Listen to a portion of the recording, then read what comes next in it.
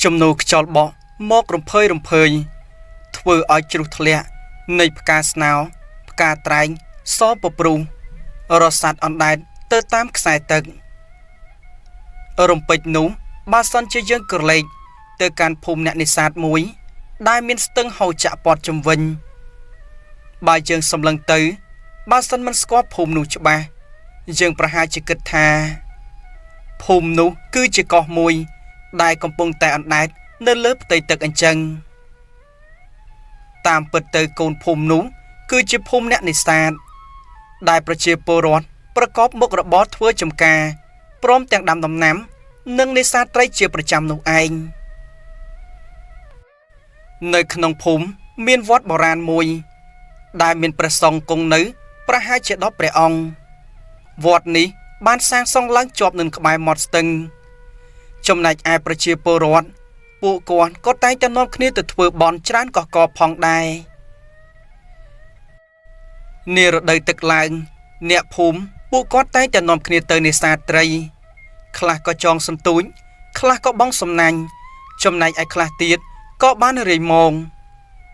Có bàn tay bộ con Bài cháy bê về lìa khní rốc cho bà nà Nẹ nà bóng xâm nành Phía trán cứ bộ con Chênh tới nè xa đập bê chùm Có bàn tay trong bố nẹ rì mông vinh Cứ bộ con nè sát Nơi bê prực nâng bê thằng ngày Tai dù dù mà đón Bộ con có bán đạm mong rồi bọc bộ con chào Ở râm lông mới chùm Thằng ngày sai prực pro hiếm Có bộ con tờ mư Đám bấy đọt trầy Dốc mập tẹp phong đai Tai rừng đọt chùm lại nú Sọp mùi đón Bộ kế tay tẹp pro tẹp khơi thà Nơi một stâng khăn cài vón Tay tẹp miên sắt cổ bư so thôm mùi Cổ bư mùi các bạn nụ thôm khlang nà Thằng ngày sơ viết tay tay bằng hành khuôn Ao nhẹ phùm bàn khơi nơi biết khăn cài vón Nẹ phùm ban đi giấy to khní thà Nụ cứ chia sát cổ bư rẹ xa sơ Đại miền tông hồn khuôn thôm Pro hai chập bì ao Sọp mùi đón Nơi bê đai bà chạy Attica vọn Đại miền bà niềm thà lục ơi phuống Bà ông tới công sa thị Kram đàm bà bà ráng các bái một stừng nụ Cổ bư xó Viết tay tay bằng hành khuôn Từ cùi krab nơi các bái bà bát Ở bóc bà ông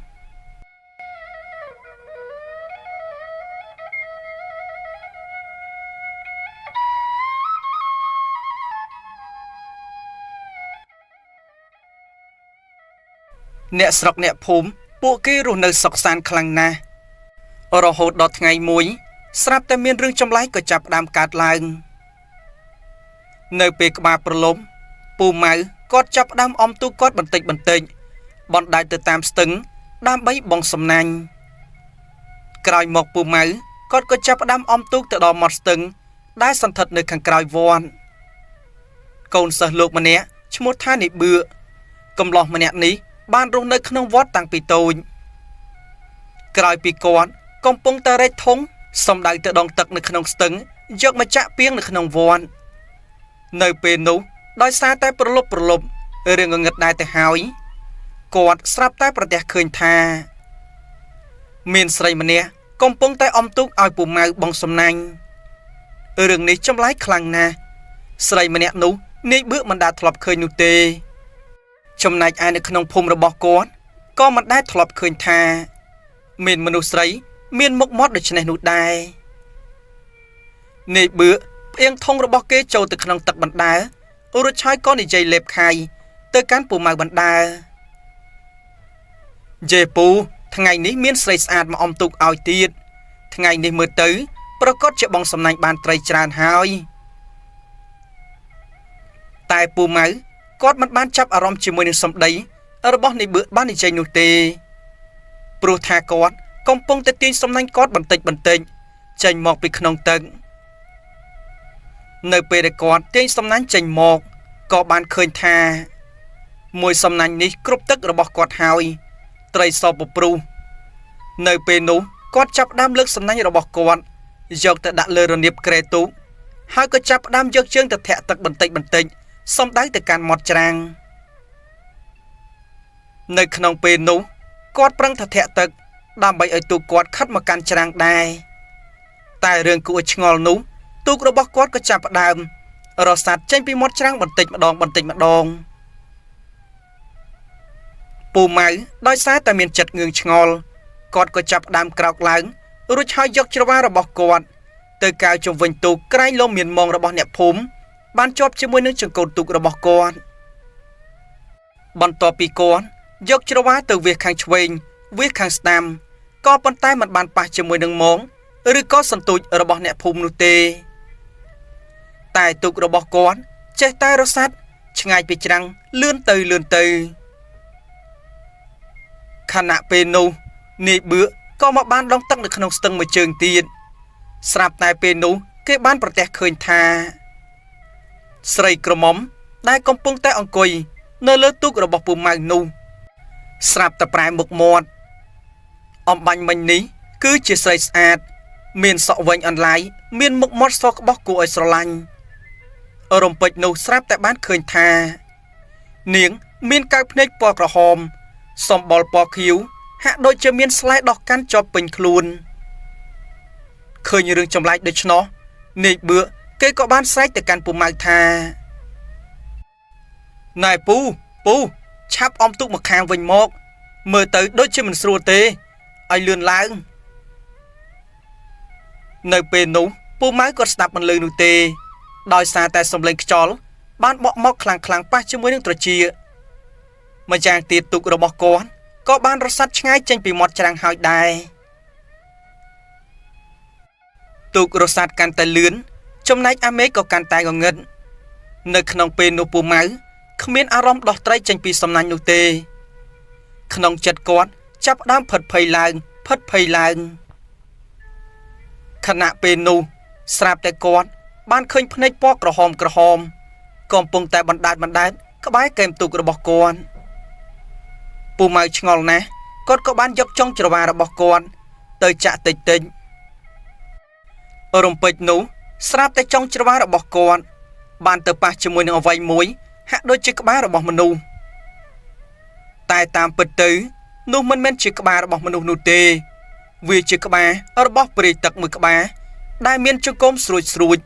និងភ្នែកពណ៌ក្រហមនោះឯងព្រាយទឹកក៏ចាប់ផ្ដើមខាំចុងច្រវារបស់ពូម៉ៅជាប់ហើយវាក៏ចាប់ផ្ដើមធ្វើឲ្យមានរលកទឹកធ្វើឲ្យទូកឃ្លីងឃ្លោងពូម៉ៅភ័យខ្លាំងណាស់ក៏យកចុងច្រវារបស់គាត់អុកចាក់ទៅសម្ដៅក្បាលរបស់ព្រាយទឹកនោះក៏ប៉ុន្តែធ្វើយ៉ាងម៉េចនឹងអាចឈ្នះវាបានទៅ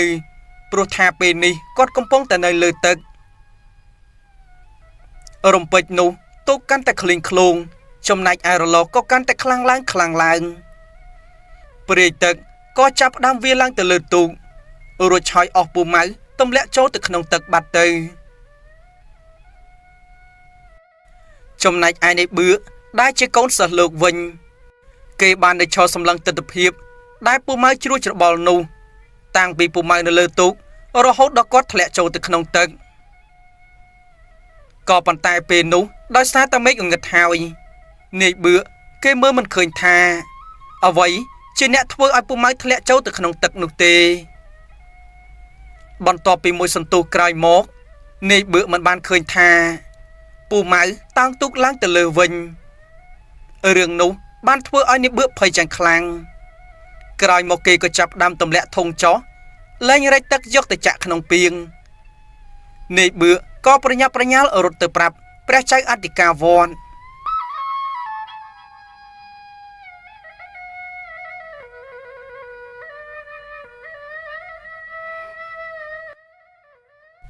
នៅក្នុងពេលនោះលោកឪភួងបន្ទាប់ពីឃើញដំណើររបស់នាយបឿរត់ច្រឡោតតោតតងទៅជាន់ជាមួយនឹងធុងទឹកព្រះអង្គក៏មានសន្និការសួរទៅកាន់នាយបឿថាណែយ៉ាងម៉េចញោមបឿអីក៏ប្រញាប់ប្រញាល់ខ្លាំងម្លេះតើមានរឿងអ្វីជាបន្ទាន់មែនឬទេនាយបឿលើកដៃសំពះរួចនិយាយថាព្រះករណាលោកឪមានរឿងធំហើយអំបាញ់មិញនេះខ្ញុំបានឃើញស្រីម្នាក់អង្គុយនៅពីខាងលើទូករបស់ពូម៉ៅបន្ទាប់មកទូករបស់គាត់កាន់តែរសាត់ចេញពីមាត់ច្រាំងឆ្ងាយទៅពូម៉ៅគាត់ក៏ចាប់ផ្ដើមឆ្លេឆ្លាតែឥឡូវពេលនេះគាត់បាច់ធ្លាក់ចូលទៅក្នុងទឹកបាត់ទៅហើយ អស់មួយសន្ទុះធំទៅហើយលោកឪខ្ញុំមិនបានឃើញគាត់ឡើងមកលើទូកវិញនោះទេលោកឪភួងបន្ទាប់ពីស្ដាប់សម្ដីរៀបរាប់របស់នាយបឺហើយព្រះអង្គក៏មានសង្កេតការឡើងថានាយបឺមិនស្រួលទេឯងឆាប់យករឿងនេះទៅប្រាប់ដល់អ្នកភូមិរបស់ជើងឲ្យនាំគ្នាយកទូកនេសាទ 3-4 ដើម្បីធ្វើដំណើរទៅជាមួយនឹងអាត្មានាយបឺបន្ទាប់ពីទទួលសង្កេតការគេក៏ចាប់ផ្ដើមរត់ប្រញាប់ចេញពីក្នុងវត្តសម្ដៅទៅប្រាប់រឿងនេះដល់អ្នកភូមិមិនត្រឹមតែប៉ុណ្ណោះនាយបឺក៏បានយករឿងនេះទៅប្រាប់ដល់គ្រួសាររបស់ពូម៉ៅផងដែរដោយសារតែភូមិនេះគឺជាភូមិនេសាទគឺសម្បូរទូកខ្លាំងណាស់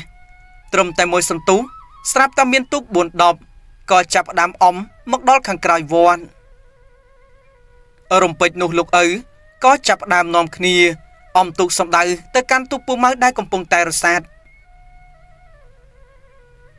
ដោយសារតែពេលនោះពេលយប់ពួកគាត់ខ្លះក៏មានចង្កៀងម៉ាំងសុងចំណែកឯអ្នកខ្លះក៏មានចន្លោះភ្លើងបន្ទាប់ពីចូលទៅដល់ទូកពូម៉ៅនោះពួកគាត់បានឃើញថាមានអ្វីម្យ៉ាងកំពុងតែហាទឹកឬសំឡេងខ្លាំងៗកិច្ចចេញពីទីកន្លែងនេះតាវ៉ាន់គាត់ក៏បាននិយាយឡើងថាណែពួកយើងទាំងអស់គ្នាមើលទៅដូចជាសត្វក្រពើអញ្ចឹងនោះអូមើលទៅមិនស្រួលទេប្រហែលជាសត្វក្រពើសវាសម្លាប់ប្អូនម៉ៅហើយក្រោយមកពួកគាត់ក៏ចាប់ផ្ដើមទូកទៅសសៀក្បែរទូករបស់ពូម៉ៅតែពួកគាត់មិនបានឃើញពូម៉ៅនោះទេនៅពេលនោះអ្នកភូមិក៏ចាប់ផ្ដើមបំបែកគ្នាបន្តិចដើម្បីវែកមើលតាមកំពូលក្រែងលោកពូម៉ៅទៅតោងភ្ជាប់ជាមួយនឹងព្រៃត្រាប់នៅក្បែរម្ដុំនេះ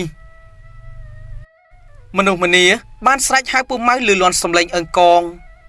ក៏ប៉ុន្តែទោះជាពួកគាត់ខំស្រែកហៅយ៉ាងណាក៏សំឡេងឆ្លើយតបក៏ពុំឃើញឮឆ្លើយតបមកវិញដែរមួយសន្ទុះក្រោយមកស្រាប់តែមានលោកពូម្នាក់បានស្រែកឡើងខ្លាំងៗថាណែពួកយើងនេះសាកសពរបស់ម៉ៅជាប់ជាមួយនឹងត្រឹប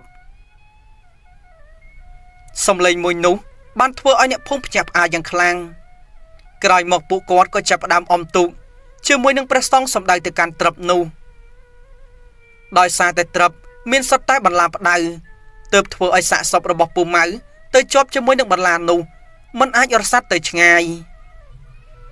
ក្រោយពីមើលទៅកាន់សាកសពរបស់ពូម៉ៅមើលទៅហាក់ដូចជាមានសភាពចម្លែកសាកសពទើបតែនឹងស្លាប់ថ្មីសោះក៏ប៉ុន្តែកៅភ្នែកយ៉ាងស្ទមុខមាត់របស់គាត់ក៏ស្លេកស្លាំងរឿងដែលគួរឲ្យគាត់សម្គាល់នោះគឺខ្លួនរបស់គាត់រឹងហាក់ដូចជាគល់ឈើអញ្ចឹងតើការស្លាប់របស់ពូម៉ៅនេះតាក់ទងជាមួយនឹងអ្វីឲ្យពិតប្រាកដទៅបន្ទាប់ពីនោះព្រះសង្ឃព្រះអង្គក៏ចាប់ផ្ដើមសូត្របាលីដើម្បីការពារកុំឲ្យពពួកអសូរកាយនិងពពួកខ្មោចព្រាយបិសាចតោងតាមសាកសពនិងតោងតាមទូករបស់ពូម៉ៅត្រឡប់ទៅផ្ទះសម្បែងមិនត្រឹមតែប៉ុណ្ណោះអ្នកភូមិគេក៏ចាប់ផ្ដើមសូត្រអន្តងហៅព្រលឹងពូម៉ៅឲ្យធ្វើដំណើរត្រឡប់ទៅផ្ទះផងដែរដោយជំនឿបុរាណគេតែងតែគិតថាមនុស្សដែលបានស្លាប់នៅឆ្ងាយពីភូមិវិញ្ញាណរបស់គេឬក៏ព្រលឹងរបស់គេមិនបានស្គាល់ផ្លូវត្រឡប់ទៅផ្ទះវិញនោះទេ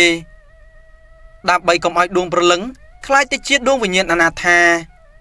អ្នកភូមិគេក៏ចាប់ផ្ដើមសូត្រហៅអន្តងដួងវិញ្ញាណនេះឲ្យត្រឡប់ទៅផ្ទះសម្បែងដើម្បីធ្វើបុណ្យធ្វើទានឧទ្ទិសកុសលឲ្យបន្ទាប់ពីនោះទៅអ្នកភូមិក៏ចាប់ផ្ដើមនាំគ្នាស្រង់សាកសពរបស់ពូម៉ៅដាក់ទៅលើទូកជាច្រើនក៏ចាប់ផ្ដើមសម្ដៅទៅកាន់មាត់ច្រាំងវិញចំណែកឯសាកសពពូម៉ៅគេបានតម្កល់ទុកនៅក្នុងវត្តដើម្បីធ្វើបុណ្យតាមប្រពៃណីរឿងរ៉ាវដែលពូម៉ៅស្លាប់គួរឲ្យចម្លែកដូច្នោះម្នាក់សន្និដ្ឋានរៀងខ្លួនក៏ប៉ុន្តែរឿងដែលគេសន្និដ្ឋានច្បាស់ជាងគេនោះគឺពួកគេបានចោទប្រកាន់ទៅកាន់សត្វក្រពើស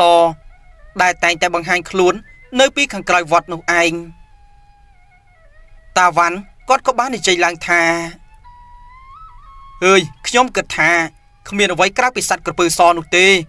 សត្វក្រពើនេះខ្ញុំសង្ស័យយូរណាស់មកហើយ ណែអ្នកទាំងអស់គ្នាកុំចេះតែប្រហែសប្រយ័ត្នក្រពើស៊ីបាត់ទៅតែនៅពេលនោះលោកឪភួងព្រះអង្គក៏មានសង្កេតឡើងថាវាប្រហែលជាមិនពិតទេញោមសត្វក្រពើនេះវាមកនៅក្បែរអាត្មាវាមិនដែលធ្វើអ្វីដល់អាត្មាឡើយសត្វក្រពើនេះស្លូតខ្លាំងណាស់ខណៈពេលនោះបរិសម្នាក់ឈ្មោះថានីម៉ាប់គេក៏បាននិយាយទៅកាន់លោកឪថាព្រះករណាលោកឪសត្វក្រពើគឺវាស្លូតអញ្ចឹងហើយនៅពេលណាដែលវាស៊ីឆ្អែតក៏ប៉ុន្តែបើសិនជាវាស្រែកឃ្លានវិញនោះវាប្រកាសជាត្របាក់ស៊ីមិនគិតថាអ្នកនោះគឺជាអ្នកណា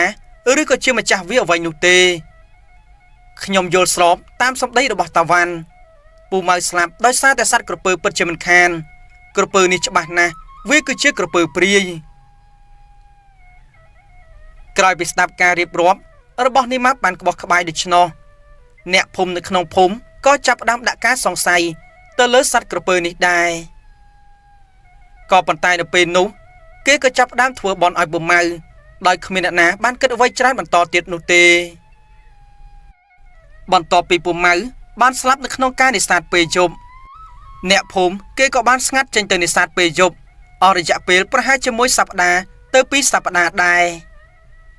ក៏ប៉ុន្តែយូរទៅរឿងនេះក៏ចាប់ផ្ដើមសាបរលាបនៅក្នុងថ្ងៃមួយមានអ្នកកំឡោះ2នាក់ដែលមានឈ្មោះថានីម៉ាប់និងនីដូងពួកគេនេះគឺប៉ិនប្រសពនេសាទពេលយប់ណាស់បងសំណាច់មកយប់ស្ទើរតែមិនដេកពួននោះទេបន្ទាប់ពីពួកគេបានធ្វើដំណើរទៅកាន់ដងស្ទឹងពួកគេកំពុងតែរកត្រីបានច្រើនរំពេចនោះស្រាប់តែបានឃើញភ្នែកក្រហមមួយគូក៏ចាប់ផ្ដើមបន្សាត់តាមខ្សែទឹកតិចសំដៅមករកពួកគេនីម៉ាប់បានយកច្រវាគោះទៅលើក្បាលទូកតិចរួចហើយនិយាយទៅកាន់សំឡាញ់ថាណាដូងនោះឲ្យមើលស្អីគេនោះវិញក្រហមកំពុងតែរសាត់មករកជើងនោះនីដូងបន្ទាប់ពីឮសំដីរបស់សំឡាញ់គេក៏ចាប់ដើមងាកកបន្តិចរួចហើយសម្លឹងទៅកាន់ភ្នែកពណ៌ក្រហមដោយសារតែពួកគាត់នៅទីកន្លែងភ្លឺពួកគាត់សម្លឹងទៅកាន់ទីងឹតមើលមិនសូវច្បាស់នោះឡើយក្រោយមកនីដូងគេក៏បាននិយាយឡើងថាមើលមិនច្បាស់ដែរចាំបន្តិចទៀតពេលដែលវាមកគៀបបន្តិចយើងប្រកាសជាដឹងថានោះគឺជាសត្វអ្វីហើយតោះបន្តបងសំណាញ់បន្តទៀតទៅនីម៉ាប់អ៊ំទុកលឺប្រងប្រាវចំណែកឯសំឡាញ់របស់គេជាអ្នកបងសំណាញ់បងអស់បានត្រីច្រើនខ្លាំងណាស់មួយផ្លែតក្រោយមកស្រាប់តែពន្លឺភ្នែកពណ៌ក្រហមនោះក៏កាន់តែមកគៀបពួកគេរំពេចនោះស្រាប់តែពួកគេបានឃើញច្បាស់ថាមានស្រីម្នាក់ភ្នែកពណ៌ក្រហមលៀនធំមានចង្កូមស្រួចរូបរាងរបស់គេមានសម្បុរពណ៌ខៀវនៅពេលនោះដៃមួយគូដែលមានក្រចកស្រួចក៏ចាប់ដើមលូកសំដៅមករកកែមទូករបស់ពួកគេខណៈពេលនោះនីម៉ាប់គេក៏បាននិយាយថា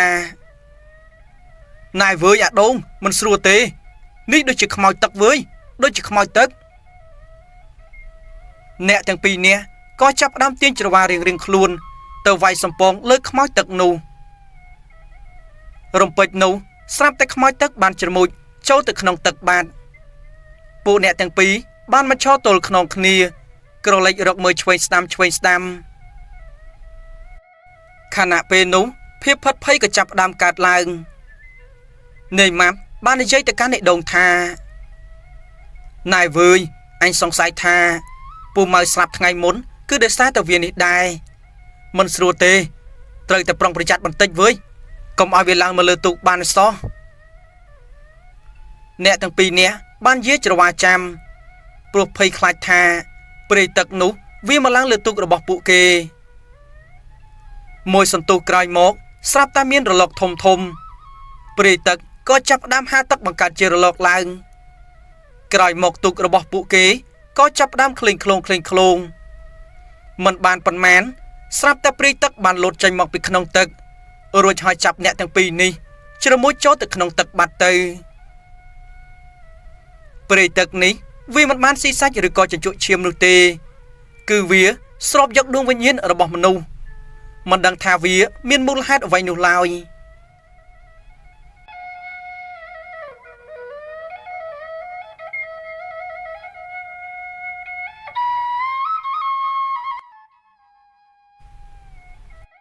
មួយសន្ទុះក្រោយមកបន្ទាប់ពីព្រៃទឹកបានចាប់អ្នកទាំងពីរនេះជ្រមុជចូលទៅក្នុងទឹកបាតទូករបស់ពួកគាត់ដែលមានចង្កៀងភ្លឺផ្លង់នោះខ្សែទឹកក៏ចាប់ដាំហូរបន្តិចបណ្ដាច់ទូករបស់ពួកគាត់ឲ្យសម្ដៅទៅកាន់ភូមិនៅក្នុងជប់នោះអ្នកភូមិគេក៏បានឃើញទូកដែលមានចង្កៀងភ្លឺផ្លង់នេះដែរក៏ប៉ុន្តែពួកអ្នកភូមិគេមិនបានចាប់អារម្មណ៍នោះទេហើយពួកគេក៏មិនបានដឹងថានៅលើទូកនេះគ្មានមនុស្សដែរលុះដល់ពេលព្រឹកក៏បានឈានចូលមកដល់ទូករបស់នីម៉ាប់និងនីដូងក៏ចាប់ដាំរសាត់ទៅជាមួយនឹងកំប្លោកដែលសន្ធិដ្ឋនៅពីខាងក្រោយផ្ទះរបស់តាវ៉ាន់បន្ទាប់ពីឃើញទូកនោះហើយគាត់ក៏ចាប់ផ្ដើមមានអារម្មណ៍ងឿងឆ្ងល់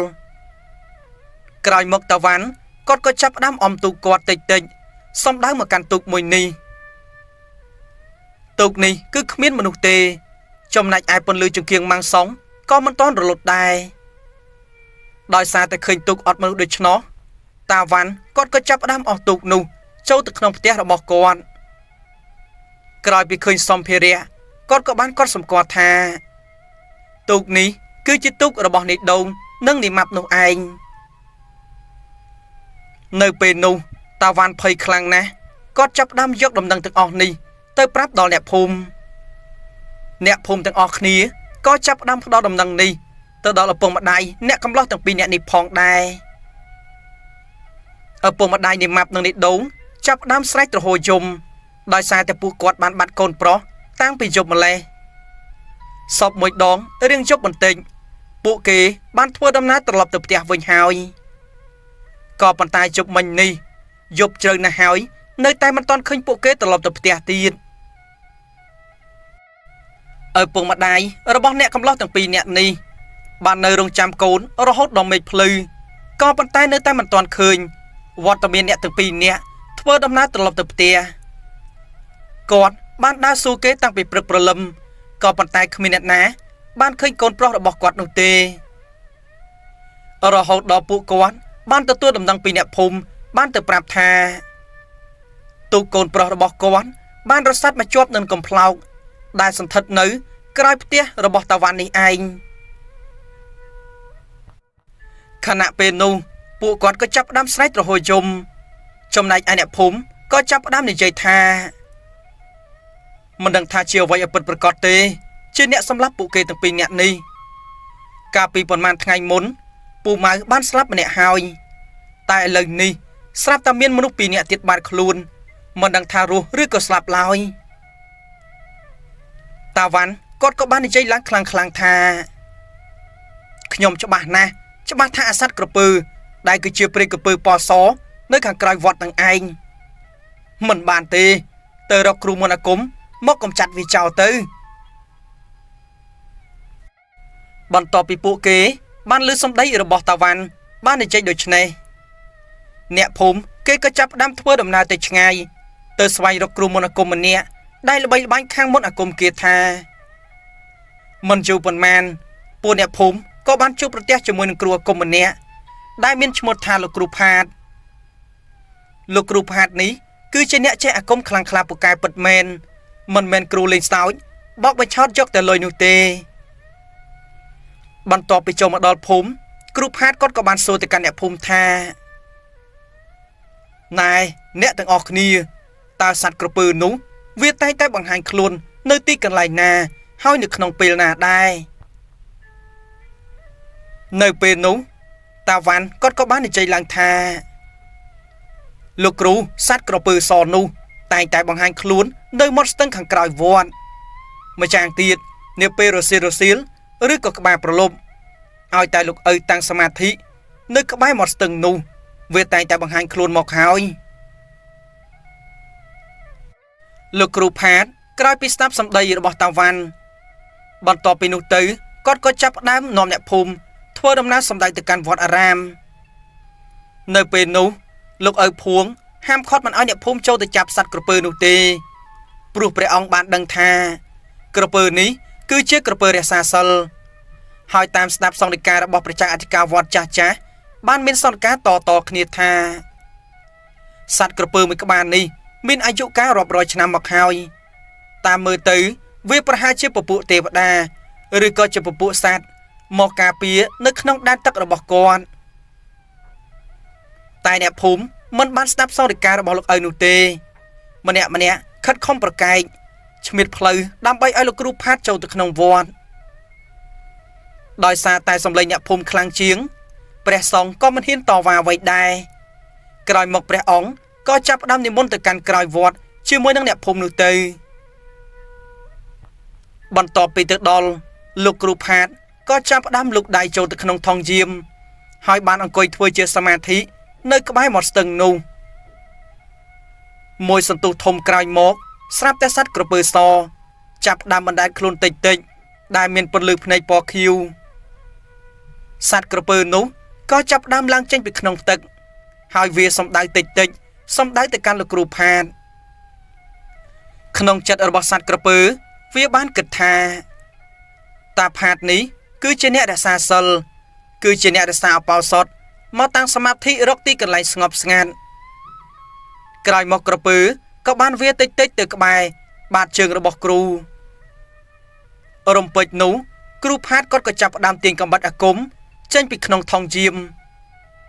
ហើយគាត់ក៏ចាប់ផ្ដើមពួយមួយទំហឹងដៃទម្លុះពីលើខ្នងរបស់សត្វក្រពើ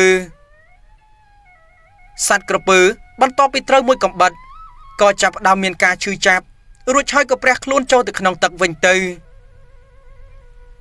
ខណៈពេលនោះលោកគ្រូផាតគាត់ក៏ចាប់ផ្ដើមអុជទៀនសម្រក់ចូលទៅក្នុងទឹកដើម្បីប្រាអាគមធ្វើឲ្យទឹកនេះក្តៅកុំឲ្យសត្វក្រពើនៅក្នុងទឹកបានអាគមមួយនេះមានឫទ្ធិអំណាចណាស់បើសិនជាសូត្រខ្សែសម្រក់ទៀនទៅលើទឹកហើយចម្ងាយប្រហែលជា1គីឡូដីទឹកទាំងអស់នេះក្តៅហាក់ដូចជាទឹកពុះអញ្ចឹងអាគមនេះសាហាវដូច្នេះហើយទើបគេមិនស្ទើរឲ្យប្រើបើសិនជាប្រើអាគមនេះមិនត្រឹមតែស្លាប់សត្វក្រពើនោះទេសូម្បីតែពពួកសត្វមច្ឆាដូចជាពពួកសត្វត្រីនៅក្នុងទឹកនោះក៏វាស្លាប់បាត់បង់ជីវិតដែរសត្វក្រពើបន្ទាប់ពីដឹងថាទឹកដែលនៅខាងលើនេះកាន់តែក្តៅវាក៏ចាប់ផ្ដើមជ្រមុជចូលទៅក្នុងទឹកស្ទឹងកាន់តែជ្រៅឡើងរួចហើយវាក៏ចាប់ផ្ដើមហាចូលទៅក្នុងល្អាងមួយដែលមាននៅពីខាងក្រោមវត្តរំពេចនោះលោកឪបន្ទាប់ពីឃើញថាសត្វក្រពើបានត្រូវរបួសមួយកាំបិតព្រះអង្គបាននិមន្តតិចទៅក្បែរទឹកក្រោយមកព្រះអង្គក៏បានលូកដៃចូលទៅក្នុងទឹកនោះព្រះអង្គក៏បានដឹងថាទឹកនេះក្តៅខ្លាំងណាស់មិនត្រឹមតែសម្លាប់សត្វក្រពើនោះទេប្រហែលជាសម្លាប់ទៅដោយពពួកវងមច្ឆាត្រីអណ្ដើកនៅក្នុងទឹកនេះផងដែរចំណែកឯគ្រូគេគិតតែសម្លាប់សត្វក្រពើមិនខ្វាយខ្វល់ថាមានសត្វស្លាប់ប៉ុន្មាននោះទេរំពេចនោះលោកឪក៏ចាប់ផ្ដើមបិទប្រណេតនិងសូត្រមន្តអាគមតិចដោយមិនឲ្យអ្នកភូមិបានដឹងក្នុងទឹកនោះក៏ចាប់ផ្ដើមត្រជាក់ឡើងមកវិញក្រោយមកសត្វក្រពើក៏ពុំសូវមានការឈឺចាប់ដែរតែគ្រូមន្តអាគមមិនបានដឹងថាមានអាគមមួយទៀតបានសាបទៅលើអាគមគាត់នោះឡើយក្រោយមកគ្រូផាតគាត់ក៏បានក្រោកឈរឡើងហើយគាត់បាននិយាយឡើងថាយេសត្វក្រពើនេះពិតជាមានអានុភាពខ្លាំងក្លាពូកែមែន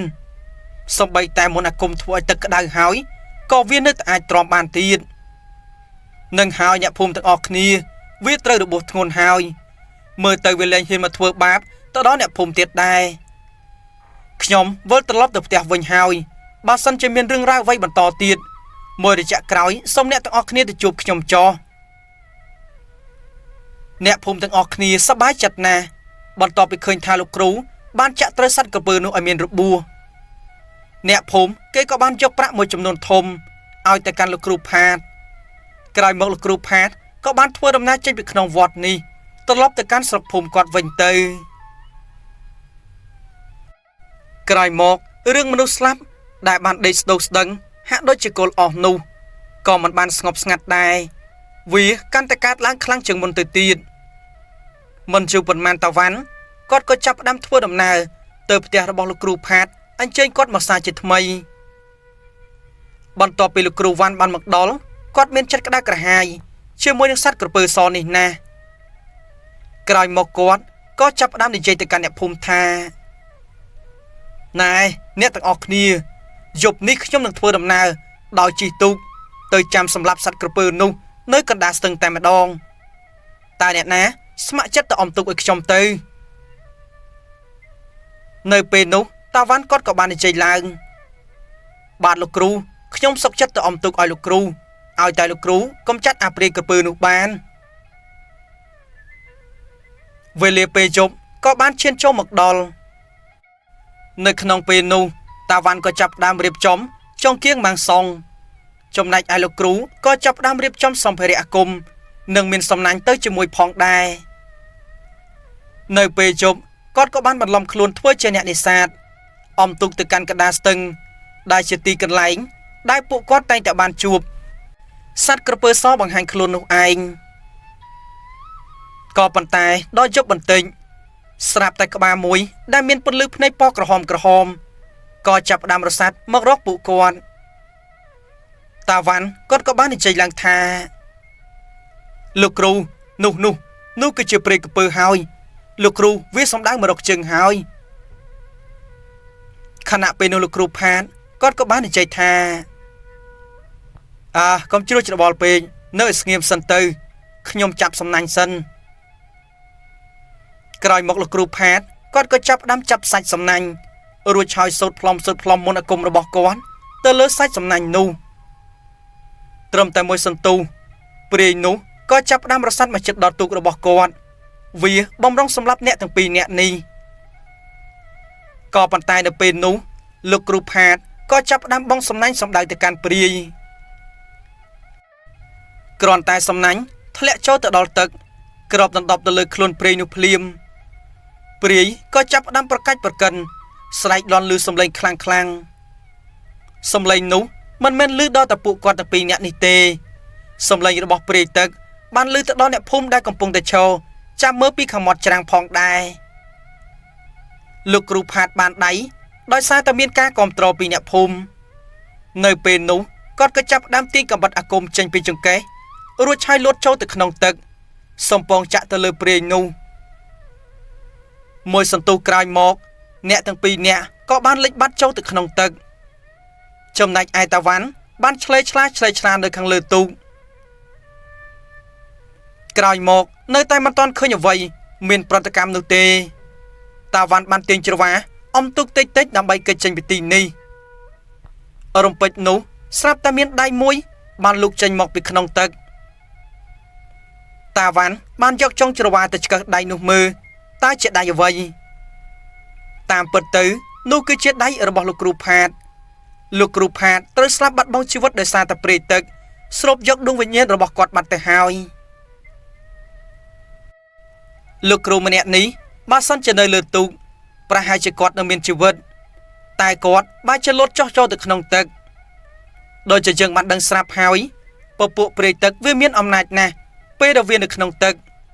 វាអាចចាប់ជ្រមុជទឹកយើងស្រូបយកដួងវិញ្ញាណក៏បានដែរបន្ទាប់ពីឃើញថាលោកគ្រូផាតបានស្លាប់បាត់បង់ជីវិតហើយតាវ៉ាន់ក៏ចាប់ផ្ដើមឆ្លេឆ្លាបំរុងនឹងអមទូកចេញពីទីនេះតែរំពេចនោះព្រាយទឹកក៏ចាប់ផ្ដើមបង្ហាញខ្លួនសាជាថ្មីព្រាយទឹកវាចាប់ផ្ដើមហាក្រវិលទូករបស់តាវ៉ាន់ធ្វើឲ្យមានរលកធំ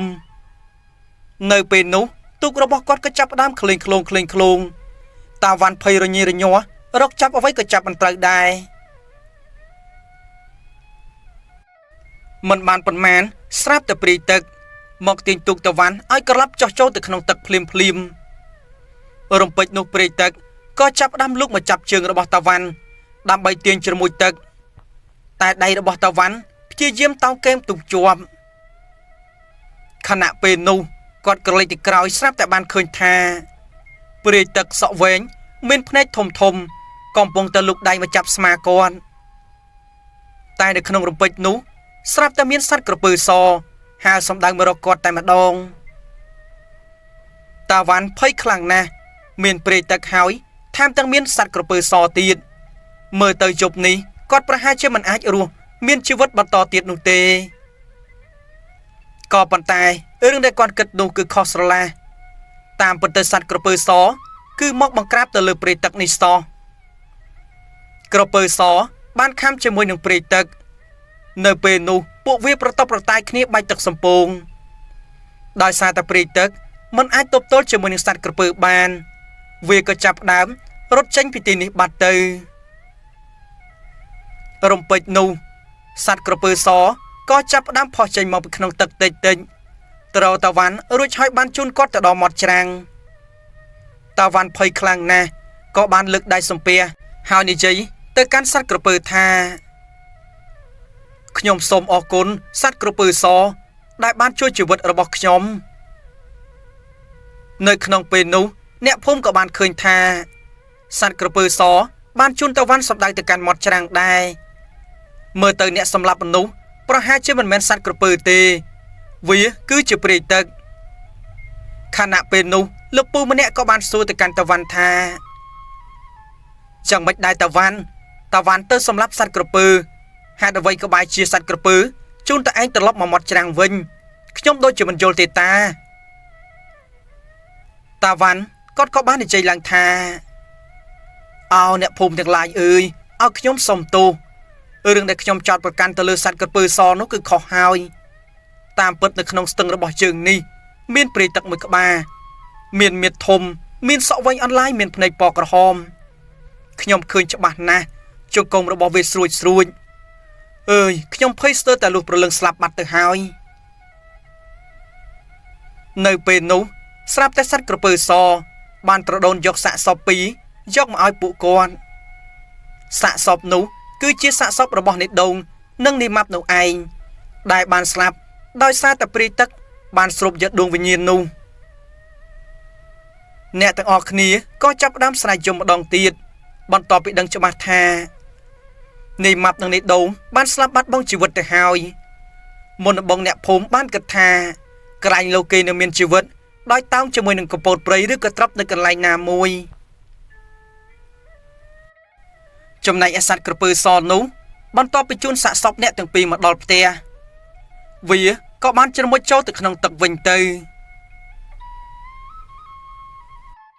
ចំណែកឯសាកសពរបស់នីម៉ាប់និងនីដងក៏ត្រូវគេរំកល់ទុកក្នុងវត្តដើម្បីធ្វើបន់តាមប្រពៃណីរំពេចនោះអ្នកភូមិក៏បានទៅធ្វើការកម្មាទោសចំពោះលោកឪដោយសារតែថ្ងៃមុននោះបានចោទប្រកាន់លោកឪថាបានចិញ្ចឹមសត្វក្រពើសឲ្យចាំសម្លាប់មនុស្សទាំងលោកឪមិនបានដឹងអ្វីសោះចំណែកឯលោកឪភួងព្រះអង្គក៏មានសន្និកាសឡើងថាចម្រើនពរញោមអាត្មាមិនប្រកាន់ពួកញោមនោះទេនេះហើយដោយសារតែអវិជ្ជាបិទបាំងអាត្មាចូលមកបួសនេះគឺស្វែងរកភាពស្ងប់ស្ងាត់និងកាត់បណ្ដាច់បណ្ដាញកលេសបើសិនជាអាត្មានៅតែប្រកាន់នៅតែខឹងជាមួយនឹងអ្នកភូមិនោះតើអាត្មាមកបួសបានប្រយោជន៍ការអ្វីទៅមេគាប្រពុតគឺប្រាប់យើងឲ្យខន្តីមេត្តាមានមុទិតាឧបេក្ខានិងមានហិរិអោតបៈមានការខ្មាស់បាបដូច្នេះបួសជាព្រះសង្ឃហើយមិនត្រូវប្រកាន់ផ្ដេសផ្ដាស់នោះទេអ្នកភូមិកាន់តែមានចិត្តជ្រះថ្លាបន្ទាប់ពីឮសង្ឃដីការបស់លោកឪក្រោយមកពួកគេក៏បានក្រាបថ្វាយបង្គំ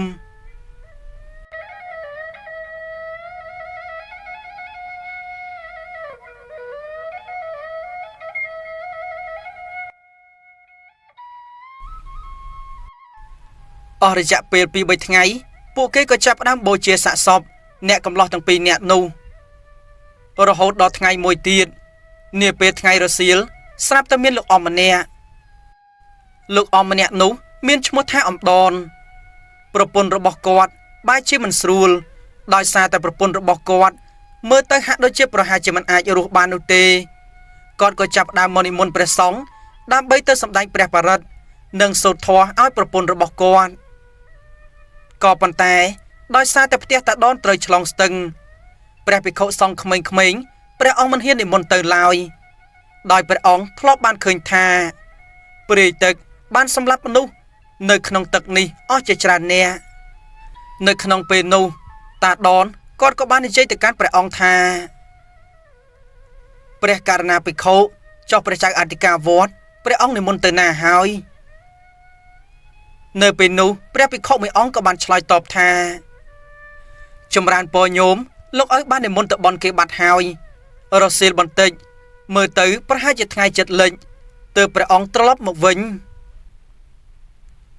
ខណៈពេលនោះតាដនគាត់ក៏បាននិយាយឡើងថានឹងហើយព្រះករណាព្រះអង្គចាំខ្ញុំចាំនិមន្តលោកឪទៅក៏បានដែរក្រែងលោកឪហ៊ាននិមន្តទៅជាមួយនឹងខ្ញុំកណាលុះដល់ថ្ងៃលិចពេលនោះលោកឪក៏បានត្រឡប់ចេញមកពីបន់របស់អ្នកភូមិវិញក្រោយមកតាដនគាត់ក៏បានចូលទៅក្រាបថ្វាយបង្គំនិងនិមន្តព្រះអង្គលោកឪក៏មានប្រតិស្ទាក់ស្ទើរដែរក៏ប៉ុន្តែព្រះអង្គគិតថាអាយុសង្ខារមនុស្សពិតជាមិនទៀងបើសន្តិសុគតនៅក្នុងទឹកក៏សគត់ទៅលោកឪក៏ចាប់ដើមឡើងគង់លើទូកជាមួយនឹងកូនសិស្សលោកម្នាក់ដែលមានឈ្មោះថានិបឿក្រោយមកអ្នកទាំង3ក៏ចាប់ដើមអមទូកកាត់ពេលយប់សំដៅទៅផ្ទះរបស់អំដនបន្ទាប់ពីទូកបានចូលទៅដល់ពាក់កណ្ដាលស្ទឹងស្រាប់តែនឹងព្រាយទឹកនោះក៏ចាប់ដើមបង្ហាញខ្លួនឡើងព្រាយក៏ចាប់ដើមធ្វើឲ្យមានរលកធំធំរួចហើយហាក្រវល់ជុំវិញទូកទៅមកតាដនភ័យណាស់ក៏ចាប់ដើមឆ្លេឆ្លាក៏ប៉ុន្តែគាត់មិនដឹងជាធ្វើអ្វីទប់ទល់ជាមួយនឹងព្រាយនេះបានលោកឪបានលើកដៃប្រណម្យរួចហើយព្រះអង្គបានឧទ្ទិសកុសលនិងចម្រើនមេត្តាទៅកាន់ព្រាយទឹកនេះដើម្បីកុំឲ្យព្រាយទឹកធ្វើអ្វីទៅដល់អ្នកនៅលើទូកក៏ប៉ុន្តែមិនទាន់នឹងបានចម្រើនមេត្តាផងស្រាប់តែពេលនោះព្រាយទឹកក៏ចាប់ផ្ដើមទាញទូកឲ្យក្រឡាប់ចូលទៅក្នុងទឹកបាត់ទៅខណៈពេលនោះអ្នកទាំងអស់គ្នាចាប់ផ្ដើមឆ្លេឆ្លានាយបឿជាមួយនឹងអំដនចាប់ផ្ដើមស្រែកខ្លាំងនៅក្នុងពេលនោះមានតែលោកឪភួងតែប៉ុណ្ណោះព្រះអង្គពុំមានប្រតិញាប់ញ័រជាមួយនឹងសេចក្តីស្លាប់ក៏ប៉ុន្តែរំពេចនោះស្រាប់តែសត្វក្រពើដ៏ធំក៏ចាប់ផ្ដើមបង្ហាញខ្លួនឡើងសត្វក្រពើក៏បានស្ទុះចូលទៅខាំជាមួយនឹងព្រាយទឹករំពេចនោះវាក៏ចាប់ផ្ដើមប្រែរូបរាងคล้ายទៅជាបរិសម្នាក់មានរូបរាងសង្ហាមានពន្លឺចេញមកពីក្នុងខ្លួនតាមពិតទៅសត្វក្រពើនេះគឺជាទេវតាមួយអង្គដែលមានឫទ្ធិបារមីនៅចាំការពារវត្តមួយនេះទេវតាបង្ហាញខ្លួនដោយប្រើសម្បករូបរាងជាសត្វក្រពើដើម្បីកុំឲ្យអ្នកភូមិគេមានការងឿងឆ្ងល់ដូច្នេះហើយទើបរៀងរាល់ថ្ងៃសិលទេវតាតែងតែបង្ហាញខ្លួនមកជារូបរាងសត្វក្រពើសមកក្រាបថ្វាយបង្គំទៅដល់ព្រះចៅអធិការវត្តនៅពេលនោះទេវតាមួយអង្គនោះក៏ចាប់ផ្ដើមទាញលំពេងរួចហើយគប់សម្ដៅទៅព្រាយទឹកនោះបានធ្វើឲ្យវារលាយសាបសូន្យនៅក្នុងពេលនោះឯងព្រាយទឹកដែលសាហាវខូខើក៏ត្រូវបានស្លាប់នៅក្រោមស្នាដៃរបស់ស្ដេចក្រពើសបន្ទាប់ពីនោះទៅទេវបុត្រក៏បានប្រែរូបរាងខ្លាចទៅជាក្រពើសរួចហើយសម្ដៅអ្នកទាំង3នាក់រហូតទៅដល់ខាងបន្ទាប់ពីទៅដល់ច្រាំងសាច់ក្រពើសក៏ប្រែខ្លាយទៅជាទេវបុត្រសាជាថ្មីនិងបានក្រាបថ្វាយបង្គំទៅកាន់ព្រះអង្គពេលនោះលោកឪក៏មានសន្និការឡើងថាចម្រើនពរញោមអាត្មាដឹងច្បាស់ណាស់ថាញោមគឺជាអ្នករក្សាសិលអំបញ្ញមិញនេះអាត្មាអរគុណហើយដែលញោមចេញមុខមកជួយពួកអាត្មាតនបើមិនអញ្ចឹងទេអាត្មានិងញោមពីរនាក់ទៀតប្រកាសជាបាត់អាយុសង្ខារនៅក្នុងទឹកនេះដោយសារតែព្រាយទឹកពិតជាមិនខានទេទេវតាក៏បានក្រាបថ្វាយបង្គំរួចហើយក៏ប្រែរូបរាងខ្លាចជាសត្វក្រពើជ្រមុជចូលទៅក្នុងទឹកវិញទៅក្រោយមកលោកឪក៏បាននិមន្តទៅកាន់ផ្ទះអំដនហើយក៏បានសូត្រធម៌និងចម្រើនព្រះបរិត្តឲ្យទៅកាន់ប្រពន្ធរបស់តាដនផងដែរមិនជឿប៉ុន្មានប្រពន្ធតាដនគាត់ក៏បានស្លាប់បាត់បង់ជីវិតដោយសារតែជំងឺចាស់ជរាចំណែកឯរឿងរ៉ាវដែលមានស្ដេចក្រពើសមានរូបរាងជាទេវតាចេញមកជួយពួកគាត់នោះតាដនបាននិយាយប្រាប់អ្នកនៅក្នុងភូមិតគ្នាយូរទៅគេក៏ចាប់ផ្ដើមធ្វើខ្ទមអ្នកតា និងធ្វើទីសក្ការៈនៅតាមមាត់ស្ទឹងដោយបានធ្វើខ្ទមអ្នកតានោះមានការសែនព្រេនមានទាំងម្ហូបចំណីធ្វើគឺឧទ្ទិសទៅដល់ស្ដេចក្រពើសនិងពពួកស្ដេចនាគនិងទេវតាទាំងឡាយដែលបានថែរក្សានៅតាមដងស្ទឹងមួយនេះចំណែកសាច់រឿងមួយនេះក៏សូមបញ្ចប់ទៅត្រឹមនេះផងដែរសូមប្រិយមិត្តទាំងអស់គ្នារួមគ្នាធ្វើអំពើល្អចេះជួយទៅដល់អ្នកដទៃនិងមានចិត្តសន្តោសមេត្តាកុំជិះជាន់ទៅលើអ្នកនៅក្រៅមកវ៉ាតសង្ឃឹមថាបងប្អូនទាំងអស់គ្នានឹងពេញចិត្តវីដេអូមួយនេះហើយសូមកុំភ្លេចចុច Subscribe និងចុច Like ដើម្បីទទួលវីដេអូថ្មីៗចេញពី Channel របស់ខ្ញុំបាទសូមអរគុណ